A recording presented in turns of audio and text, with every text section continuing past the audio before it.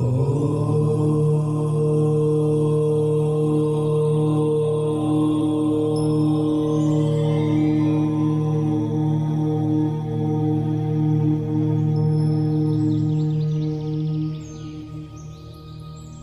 नमस्कार. आपण ऐकताय हिंदवी रेडिओ 89.6 मैत्र शिवांचे. श्रोतेहो, आता ऐकूयात योग दिनानिमित्त खास योग संवाद हा कार्यक्रम. यामध्ये आज ऐकूयात योग शिक्षिका सौ शैलजा जयवंत ठोके यांची सौ सविता कारंजकर यांनी घेतलेली मुलाखत.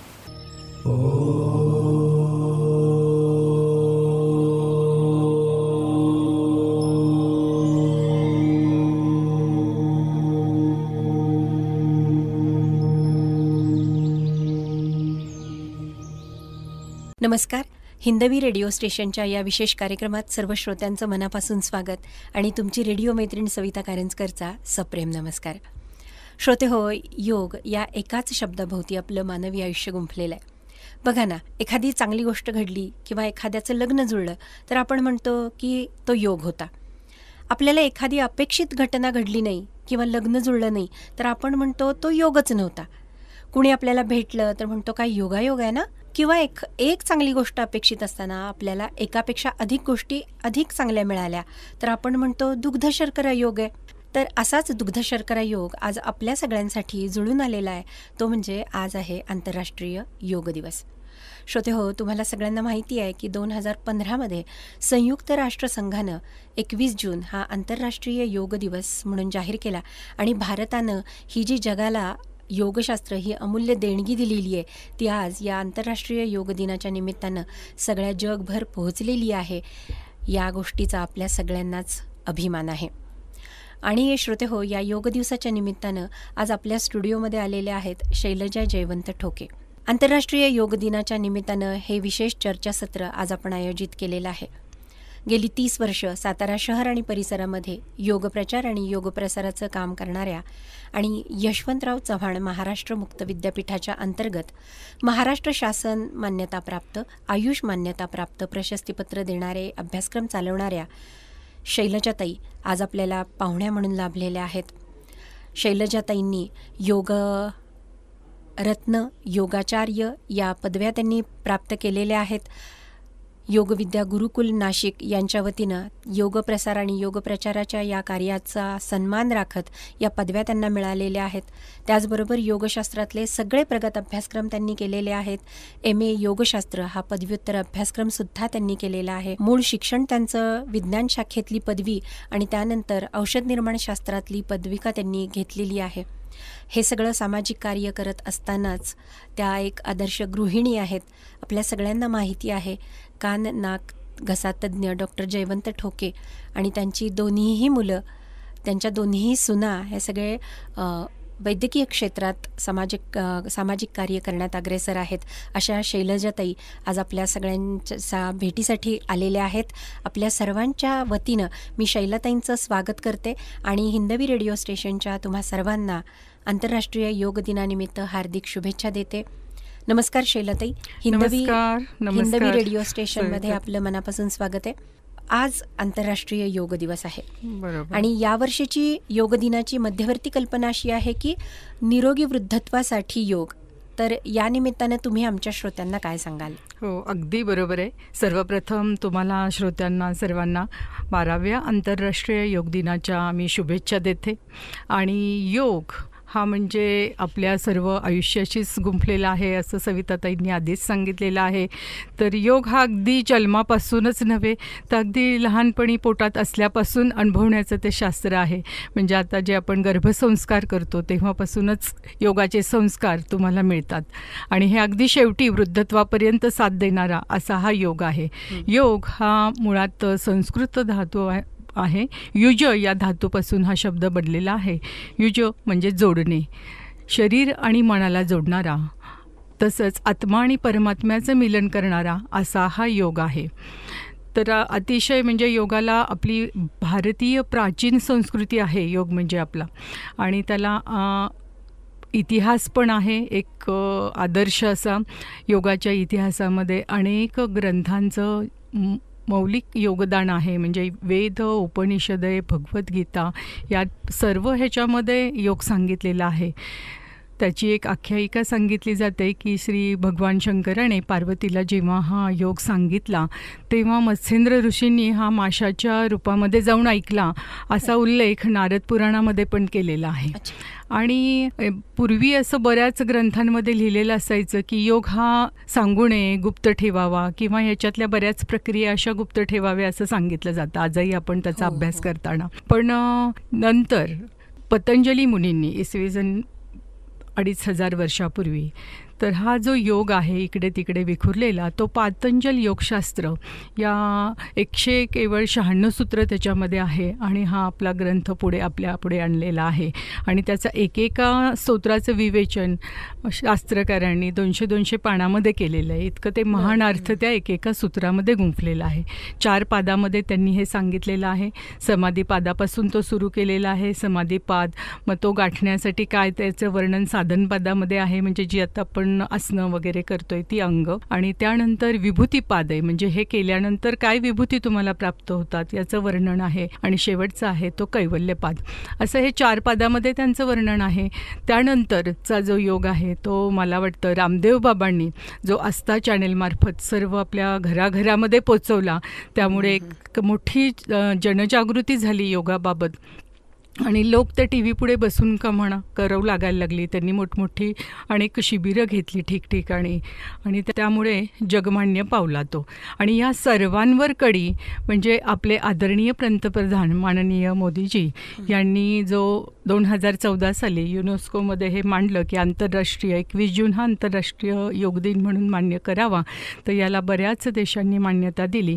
आणि 2015 पासून हा आपण साजरा करत आलेलो आहोत. तर त्यामुळे प्रत्येक वर्षी ह्याची योग दिन आला की सगळीकडे अगदी सगळेजण जागे होतात की आता आपल्याला करायचे. अगदी शासकीय म्हणजे ऑफिसेस म्हणा, इतर कर्मचारी आणि आपले नागरिकसुद्धा की योग आपल्याला करायला पाहिजे ही जाणीव आतून त्यांना प्रेरणा देत असते. तर तसं एवढं महत्त्व आपण योगाचं आजपर्यंत मिळवलेलं आहे. आणि पण आता या वर्षीची थीम आहे की निरोगी वृद्धत्वासाठी योग. हां, तर ही संकल्पना किंवा या मध्यवर्ती कल्पना विस्तार करून सांगा. हां, तर आता हे कसं आहे की निरोगी वृद्धत्व म्हणजे आजकाल कसं आहे की बऱ्याच संकटांना, ताणतणावांना किंवा कठीण प्रसंगांना या वृद्ध लोकांना तोंड द्यावं लागत आहे. म्हणजे आता बघा तुम्ही, मोदीजींनी अनेक योजना जाहीर केलेल्या आहेत. इव्हन प्रवास म्हणा, औषधोपचार आणि जे काही दुर्धर आजार होतात त्यांना या वयामध्ये, तर ते कमी करणाऱ्या सरकारी योजना तर त्यांनी आणलेल्या आहेतच. पण योग जर त्यांनी केला तर त्यांचं वृद्धत्व हे नक्कीच सुकर व्हायला मदत होईल. आणि याची सुरुवात मला असं वाटतं खूप आधीपासून जर केली तर नक्कीच आपलं वृद्धत्व सर्वांना हे सहज सोपं जाईल. आणि त्यासाठी बरेच कोर्सेस वगैरे आपल्याकडे आहेत. म्हणजे तुम्हाला वाटतं की नुसतं अवघड आसनं करणं, कठीण प्राणायाम करणं हा म्हणजेच योग नाही. तर अतिशय साधी सोपी की ज्याला आम्ही योग सोपान वर्ग म्हणतो, तो जरी या वृद्ध लोकांनी केला तरीही त्यांचं आरोग्य हे चांगलं राहू शकतं. आणि अलीकडच्या वृद्धांची आणखी एक महत्त्वाची आणि ज्वलंत समस्या म्हणजे एकटेपणा. हो ना. तर तो एक मानसिक बरोबर समस्याच आहे. हो, तर हो. त्यावरती म्हणजे योग आपण म्हटलं तर नुसतं शारीरिकच नव्हे, तर योग हे शारीरिक स्वास्थ्य, त्याचबरोबर मानसिक शांतता प्रदान करणारं आणि भावनिक स्थिरता देणारं असं हे शास्त्र आहे. एवढं देऊन सुद्धा तुमची आध्यात्मिक उन्नती करणारं आणि मनशक्तीचं जागरण करणारी अशी हे उत्तम गुरुकिल्ली आहे असं म्हटलं तर काही वावगं ठरणार नाही. म्हणजे मानसिक स्वास्थ्य तर याने राखलं जातच. त्यामुळं वृद्ध काळामध्ये जे मानसिक संतुलन बिघडणं किंवा इतर जे काही आजार आहेत की विसरभोळेपणा वगैरे, तर हे स्मरणशक्ती वाढवणारं, शरीर चापल्य वाढवणाऱ्या अशा हालचाली सोप्या सोप्या या योगामध्ये आहेत. आणि त्यामुळे ते सुकर जायला मदत होईल आणि त्यांनी जागं होऊन याकडे लक्ष द्यावं म्हणून ही थीम आणली असावी असं मला वाटतंय. अगदी बरोबर आहे. मगाशी तुम्ही असा उल्लेख केलात की अवघड आसनं करणं म्हणजेच योग नव्हे. तर आणि आता आपण जी समस्यावर बोललो की एकटेपणा आलेला आहे, हो, तर हो. यामध्ये योग निद्रा, ओंकार जप आणि ध्यानधारणा हो. याविषयी तुम्ही काय सविस्तर सांगाल? हो. योग म्हणजे नुसती 4 आसनं करणं, प्राणायाम करणं म्हणजे योग नव्हे. तर योग ही एक अष्टांग योग साधना आहे. म्हणजे पतंजलींनी जी आपल्या पुढे आणलेली आहे. तर योगाची एकूण 8 अंग आहेत आणि ती आपण थोडक्यात पाहूयात, की पहिलं जे आहे ते यम, नियम, आसन, प्राणायाम, प्रत्याहार, धारणा, ध्यान आणि समाधी अशी ही 8 अंग योगाची आपल्यापुढे मांडलेली आहेत पतंजलींनी. तर यातली जी पहिली 2 आहेत, यम म्हणजे साधकाने समाजात वावरताना इतरांशी कसं वागावं याबद्दल सांगितलेलं आहे. म्हणजे पहिला विचार समाजाचा केलेला आहे पतंजली मुनींनी, की समाजात तुम्ही कसं राहा. तर ती सांगताना त्यांनी अहिंसा, सत्य, अस्तेय, ब्रह्मचर्य, अपरिग्रह ह्या अशा 5 यम त्यांनी सांगितलेले आहेत. हट्टप्रदीपिका हा जो योगाचा ग्रंथ आहे तर त्यामध्ये हेच 10 त्यांनी सांगितलेले आहेत हट्टप्रदीपिकाकारांनी. तर आता यामध्ये पहिलंच बघा फक्त की अहिंसा. अहिंसा म्हणजे आपण म्हणतो की कोणाला न मारणं म्हणजे हिंसा न करणं म्हणजे अहिंसा. पण त्यांचा विचार इतका सखोल आहे की कायिक म्हणजे तुम्ही शरीराने तर काही दुखापत करायची नाहीच, पण वाचिक बोलणं, दुसऱ्याला वाईट बोलणं ही सुद्धा एक हिंसाच झाली. आणि मनात मानसिक अहिंसेचा सुद्धा विचार पतंजलींनी केला आहे. म्हणजे या 3 स्तरांवरचा विचार यामध्ये आहे. तर इतकं गहन सर्वच आणि प्रत्येक याचं यमाचं ते फलसुद्धा सांगतात की अहिंसाचं पालन केलं तर तुम्हाला काय फळ मिळेल. अहिंसा प्रतिष्ठायाम तत्सनिधो वैरत्यागः. वैराची भावनाच तुमची नाहीशी होईल. आणि आज जर तुम्ही समाजात पाहिलं तर आपल्याकडे सगळे इतके अहिंसा आणि हिंसाचार वाढलेला आहे. तर हे सर्व पूर्वी जे घालून दिलेले आहेत आपल्याला ऋषीमुनींनी, सर्व जे वेदात वगैरे आहे ते आजही त्याचं पालन करणं आपल्याला खूप उपयुक्त ठरणार आहे. तर अहिंसा झालं, सत्याचं पालन करावं. त्याचबरोबर जे पुढचे सगळे सांगितलेले आहेत की ब्रह्मचर्य आहे, अपरिग्रह म्हणजे कमीत कमी साठा करा. आता आपण पाहतोय ही नैसर्गिक संपत्ती, पाण्याचं तर दुर्भिक्ष होत चाललंय. कालच पेपरला पाहिलं आपल्या माननीय मुख्यमंत्र्यांनी आपल्याला प्रतिपादन केलंय की पाण्याचा जपून वापर करा.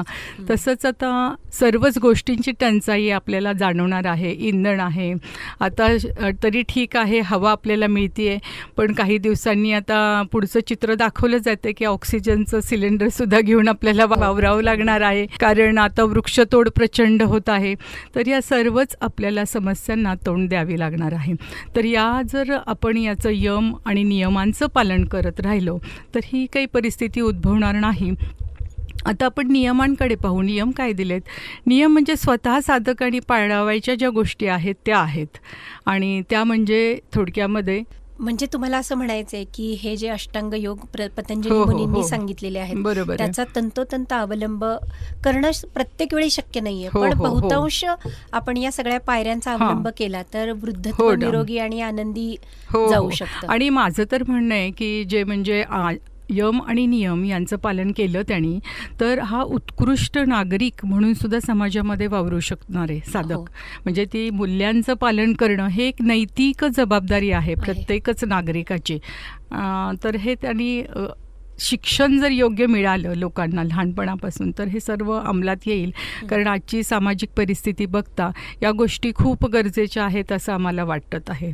आणि मग नंतर ते आसन आहे तिसरं अंग. आसन तर आपल्या सर्वांना माहितीच आहे, ते वेगवेगळी आसनं आहेत आणि ते आपल्या वृद्धांसाठी खास अशी हो अगदी म्हणजे त्यांनी उभं सुद्धा नाही राहिलं पाहिजे. अगदी पाठीवर झोपून करण्याच्या ज्या काही सोप्या हालचाली आहेत त्या आपल्याकडे आहेत. त्याचे प्रकार आहेत. योग सोपान संजीवन असे जे वर्ग आहेत. म्हणजे कसं आहे तोल त्याकडे सांभाळणं अवघड जातं वृद्धांना. तर पाठीवर झोपून बसून किंवा खुर्चीत बसूनही सोपी आसनं हालचाली ते करू शकतात. आणि प्राणायाम म्हणाल तुम्ही तर हे अतिशय महत्त्वाचं अंग आहे. म्हणजे प्राणायामाबाबत तर सांगितलं जातं की प्राणायामेन युक्तेन सर्व रोग क्षयो भवेत, अयुक्त अभ्यास योगेन सर्व रोग समुद्भवेत. म्हणजे जर तुम्ही युक्त योग्य प्रकारे केला तर सर्व प्रकारांचा म्हणजे रोगांचा नाश करणारा असा हा प्राणायाम आहे.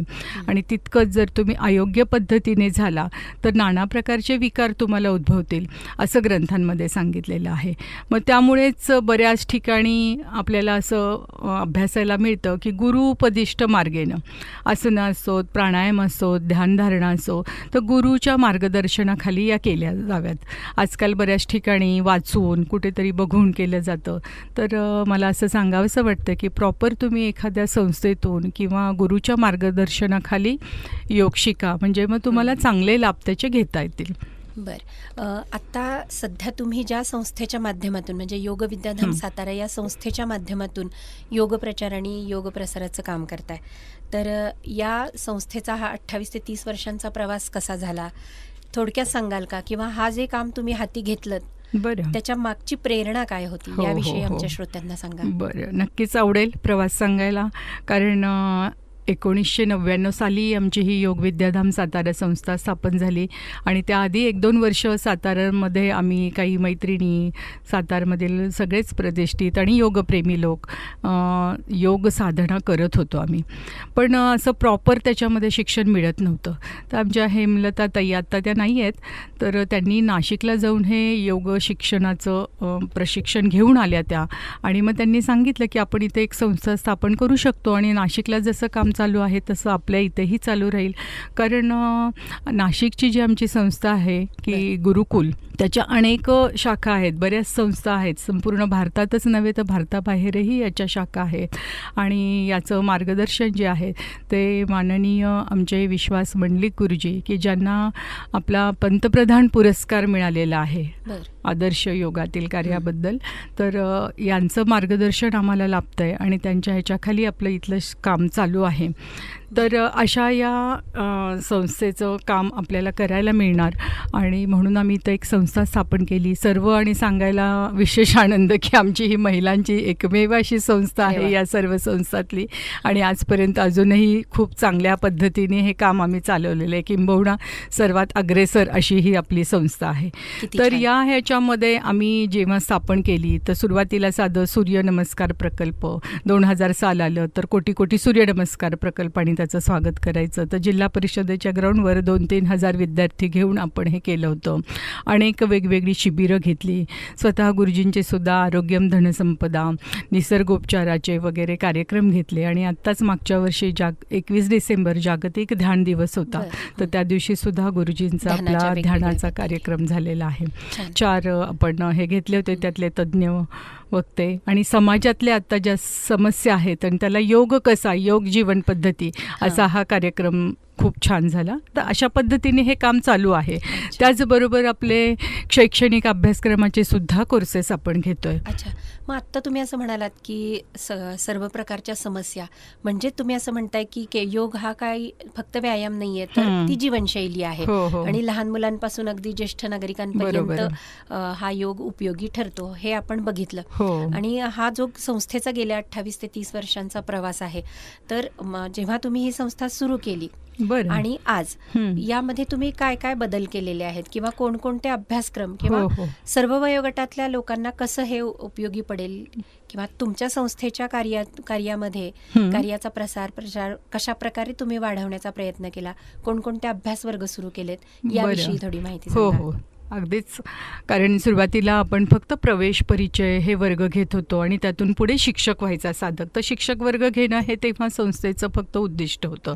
आणि समाजामध्ये योगाचा प्रचार आणि प्रसार करणं, त्यासाठी विविध शिबिरं आपण राबवायचो, की जसं काही मुलांसाठी उंची संवर्धन आहे, व्यक्तिमत्व विकास आहे, त्याचबरोबर महिलांसाठी की काही व्याधी निवारणार्थ आहेत, आणि त्याचबरोबर शुद्धिक्रिया काही शिबिरं आहेत, प्राणायाम शिबिरं, या पद्धतीने कार्य आमचं चालू होतं.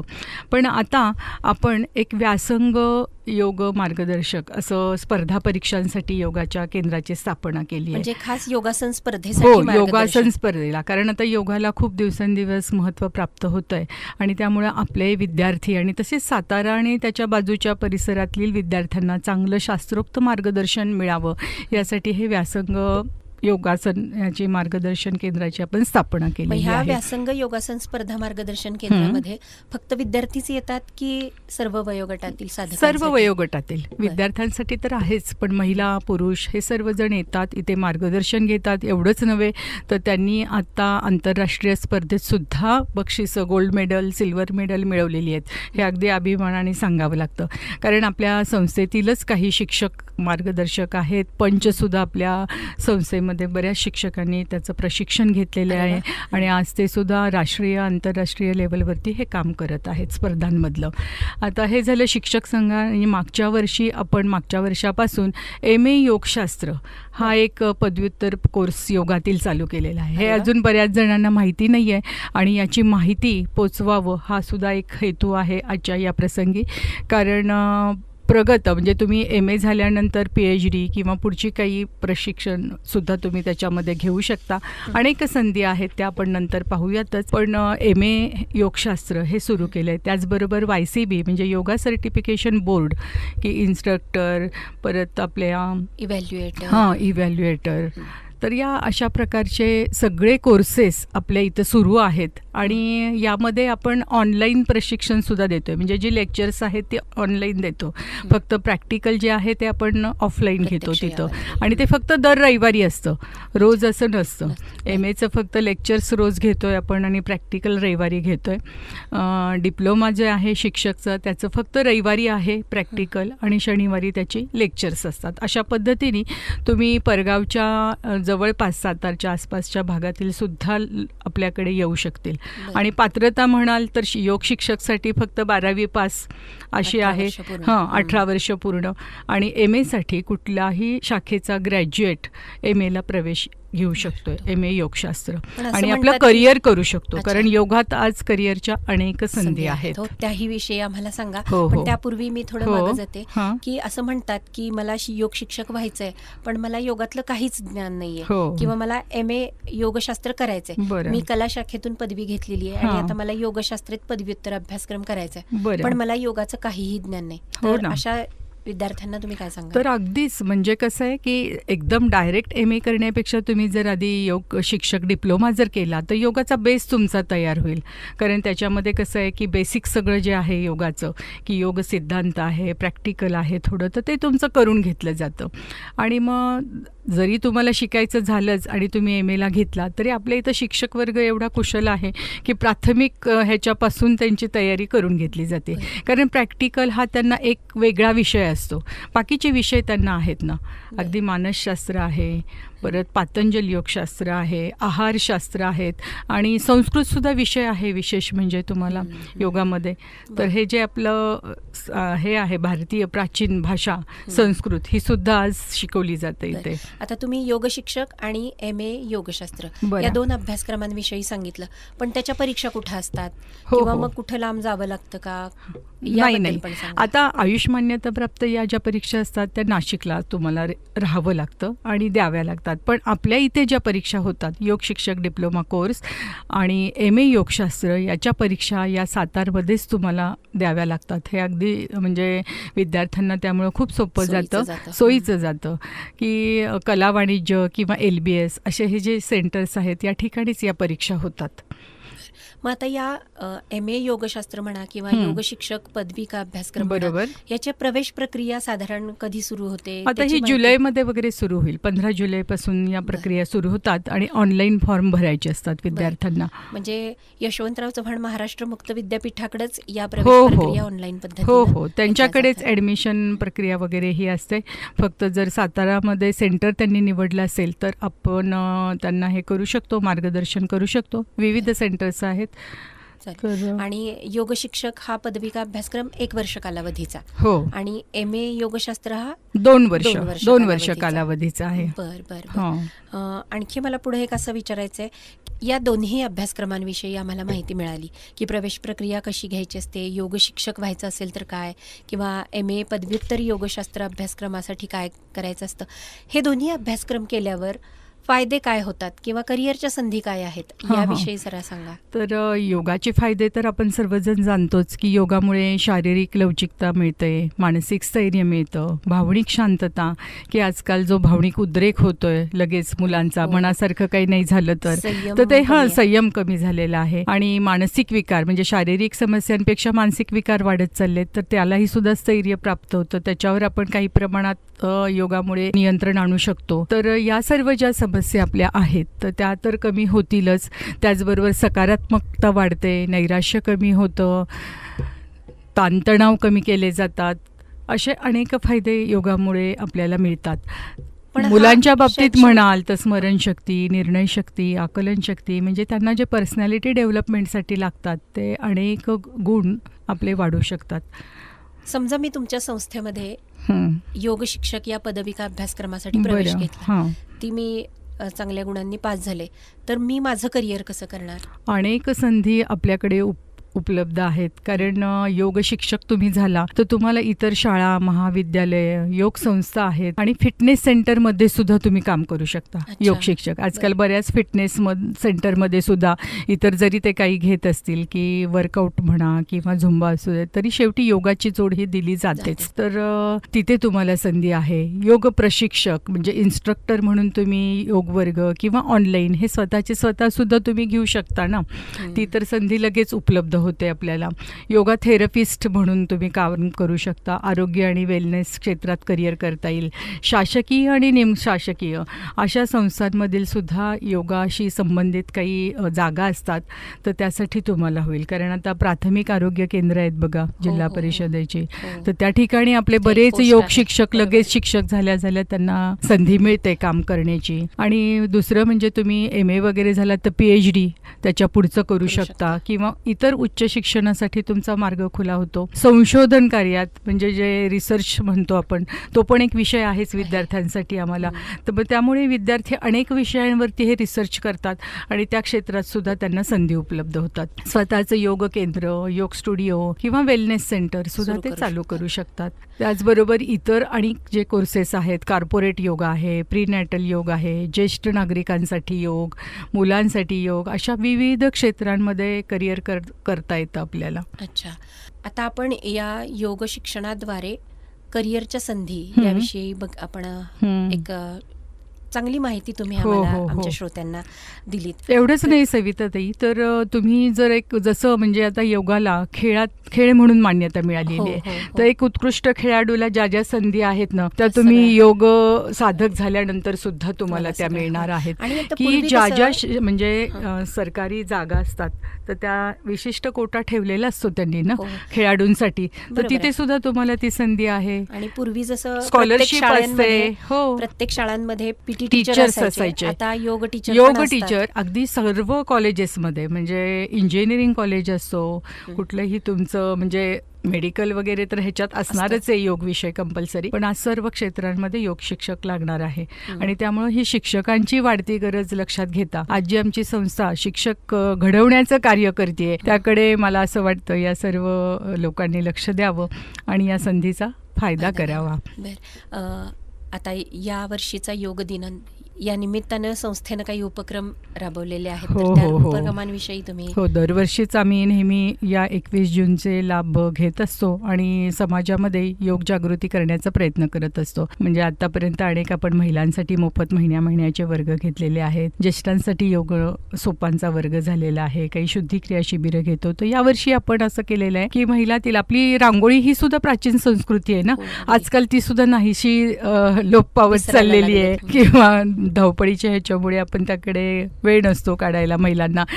ज्या अगदी आर्टिफिशियल किंवा तयार रांगोळ्या रांगोळ्या. त्याचा वापर तिकडे भर सध्या आहे. जास्त होतोय. तर एक महिलांच्यातले ह्या ज्या सुप्त गुण आहेत रांगोळी, तर याला एक चालना द्यावी म्हणून आम्ही रांगोळी स्पर्धा आयोजित केलेली आहे.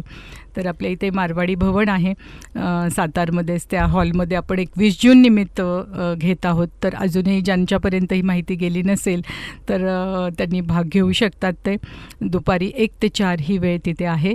आणि त्यानंतर आपण 22, 23, 24 ह्या 3 दिवसानिमित्त इथले सातारमधलेच एक प्रतिथयश मिलिंद हळबे आहेत की जे श्वसनतंत्र म्हणजे ॲडव्हान्स आपण प्राणायाम वगैरे तर हा शिकवतोच नेहमी प्रगत अभ्यासक्रमाला, तर प्राणायाम. प्रगत प्राणायाम त्यांच्यामार्फत शिकून घ्यायचा आहे. कारण आजकाल सातारमध्ये हिल मॅरेथॉन स्पर्धा असतं, म्हणजे ॲथलेटिक्ससाठी किंवा इतर आता गिर्यारोहण वगैरे तुम्हाला काही करायचं आहे तर साधं आपलं तंत्र, श्वसन तंत्र जे आहे ते कसं विकसित करावं आणि आपली कॅपॅसिटी वाढवावी लंगची, तर याविषयी ट्रेनिंग आपण द्यायचं ठरवलेलं आहे. आणि त्यासाठी आपण गुरुवार बाग येथे सकाळी 6:30 ते 7:30 या वेळामध्ये हे दिनांक 22, 23 आणि 24 जून या दिवशी प्रशिक्षण ठेवलेलं आहे प्रगत प्राणायामाचं. तर याचाही सर्व सातारकर नागरिकांनी लाभ घ्यावा. इथे वेळ वयाची काय आहे? मर्यादा नाही आहे, कोणीही ते 8 वर्षाच्या पुढील कोणीही. वेळ वेळ काय आहे? वेळ सकाळी 6:30 ते 7:30. अच्छा, हं? बरं, चालेल. फक्त येताना आपली मॅट घेऊन त्यांनी यावं एवढंच आवाहन आमच्यातर्फे आहे. हो, हो. आणि या आमच्या ज्या योजना आहेत त्याला प्रतिसाद द्यावा असंही मी सर्वांना आवाहन करते. नक्कीच. शैलताई, यावर्षीच्या योग दिनाच्या निमित्तानं तुम्ही आमच्या श्रोत्यांना काय संदेश द्याल? हां, मला असं वाटतं की योग ही एक नुसती साधना नसून, म्हणजे एक दिवस करण्याची, 21 जून आलाय म्हणून आपण करायचं सर्वांनी असं नसून, ती एक जीवनशैली आपली झाली पाहिजे आणि नियमित दिवसातनं एक अर्धा ते पाऊण तास तरी आपण योग केला पाहिजे. आणि ही एक नुसती साधना नसून एक उज्ज्वल करिअरची संधी आपल्यासाठी आहे. कारण योगातले तुम्ही आता अभ्यासक्रम पाहिले तर MA, योग शिक्षक याद्वारे त्याचं ज्ञान, कौशल्य आणि रोजगाराच्या नव्या वाटा आपल्यासाठी नक्कीच खुल्या राहणार आहेत. तर श्रोते हो, आज गेली 28 ते 30 वर्ष योग प्रचार आणि योग प्रसार करणाऱ्या शैलाताई आज आपल्या स्टुडिओमध्ये आल्या. आपल्या संस्थेविषयी आणि एकूणच योग जीवनशैलीविषयी त्यांनी आपल्याला इतकी छान माहिती दिली. मी आमच्या श्रोत्यांच्या वतीनं शैलाताई तुम्हाला आश्वासन देते की तुमचं जे ही संस्थेचं कार्य चाललं आहे त्या कार्यामध्ये आमचे सगळे श्रोते काही ना काही खारीचा वाटा नक्की उचलतील, तुमच्या उपक्रमांना नेहमीच प्रतिसाद देतील आणि ही जी माहिती आज त्यांना मिळालेली आहे ती जास्तीत जास्त लोकांपर्यंत पोहोचवण्याचा प्रयत्न करतील अशी मी खात्री देते. तुम्ही इथं आलात, आम्हाला एवढी छान माहिती दिलीत याबद्दल मी तुमचे आभार मानते. आणि जाता जाता यावर्षी आंतरराष्ट्रीय योग दिनाच्या निमित्तानं तुम्ही आमच्या श्रोत्यांना काय संदेश द्याल? या 21 जून निमित्त नेहमीच म्हणजे एक संदेश मला द्यावासा वाटतो की एक दिवसापुरता योग तुम्ही न करता की आपलं योग ही एक जीवनशैली म्हणून तुम्ही त्याचा स्वीकार करावा आणि दिवसातला किमान एक अर्धा तास, पाऊण तास तरी या योगासाठी द्यावा आणि आपलं जीवन हे निरामय बनवावं असं मला वाटतं. आणि तसंच आमचे हे जे अभ्यासक्रम आहेत तर त्या अभ्यासक्रमांचा सुद्धा तुम्ही स्वीकार करून यामध्ये तुम्ही भर पाडू शकता असं मला वाटतंय. चालेल. शैलाताई, आपण इथं आलात, आंतरराष्ट्रीय योग दिवसाबद्दल आणि एकूणच योग जीवनशैलीबद्दल इतकी छान माहिती दिलीत. संस्थेच्या कार्याची आणि संस्थेमध्ये चालणाऱ्या सगळ्या अभ्यासवर्गांची इतकी छान माहिती आपण आम्हाला दिलीत, त्याबद्दल मी हिंदवी रेडिओ स्टेशनच्या वतीनं आपले मनापासून आभार मानते. श्रोते हो, पुन्हा एकदा तुम्हा सर्वांना 21 जून या आंतरराष्ट्रीय योग दिवसाच्या मनापासून शुभेच्छा देतो आणि आम्ही आपला निरोप घेतो. धन्यवाद. धन्यवाद श्रोते आणि हिंदवी पब्लिकची सर्व टीम. धन्यवाद. आज आम्हाला जी इथं संधी दिली तुम्ही चर्चासत्राची, तर त्याबद्दल धन्यवाद.